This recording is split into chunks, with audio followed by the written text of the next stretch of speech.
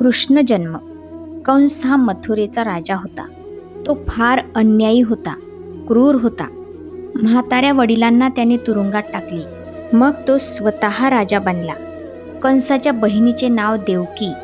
तिच्यावर कंसाचे फार प्रेम होते.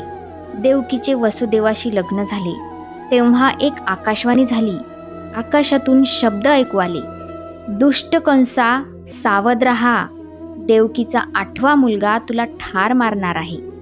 आता कंस देवकीवर चिडला. त्याने देवकी आणि वसुदेव यांना तुरुंगात टाकले. शिपायांचा कडक पहारा ठेवला. देवकीला मूल झाले की कंस लगेच त्याला ठार मारीत असे. देवकीची 7 मुले कंसाने मारून टाकली. मग एका श्रावण वद्य अष्टमीला मध्यरात्री देवकीला 8वा मुलगा झाला. हा गोज्जीरवाना बाळ होता. काळा सावळा होता, पण अत्यंत तेजस्वी होता. देवकी वसुदेवाला म्हणाली, अहो, या गोड बाळाला वाचवा हो.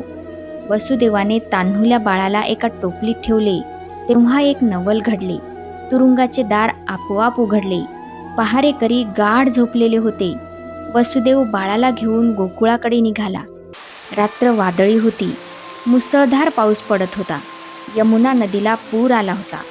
नदी ओलांडून पलीकडे जायचे होते. वसुदेव नदीच्या मध्यभागी आला. टोपली बाहेर बाळाचे पाय डोकावत होते. त्या पायांना पुराचे पाणी लागले. लगेच पूर ओसरला.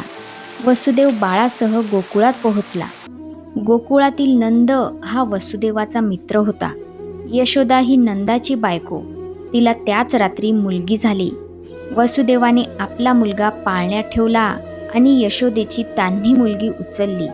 मग तो मथुरेला तुरुंगात परत आला. तुरुंगाचे दार बंद झाले. मुलगी रडू लागल्याबरोबर पहारेकरी जागे झाले.